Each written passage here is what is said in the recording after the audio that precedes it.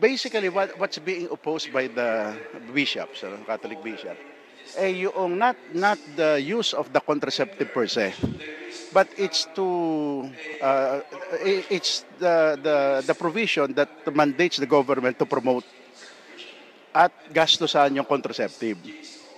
But the problem is that's the very heart of the RH, yung paggastos, ano? And without that, parang baliwala na. So instead of ang ginawa na lang siguro some sort of a proposed parang ang gagawin sa RH will be a poverty measure na kung ang promotion of the contraceptive at yung gastos ng gobyerno shall be limited lang doon sa mga poorest of the poor na in-identify ng DSWD. For after all, yung mga upper C, B, and A, they couldn't care less whether there is an RH or not because kaya nilang sarili nila na kaya nilang gastusan ng mga sarili nila. It's those people na yung mga nasa poorest of the poor na walang option, na wala silang option kasi you cannot force them na gumastos pa ng extra instead na magastos lang nila para sa pagkain. So you make available sa kanila. Ang alam namin, ang CBCP, yung mga ibang mga bishops are amenable to having the bill amended.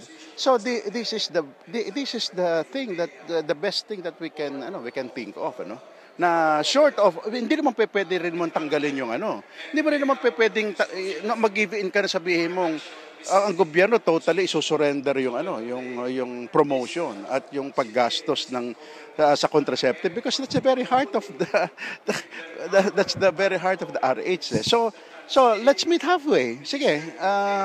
Then i-target natin yung mga people na you give an opportunity do sa mga tao na salat.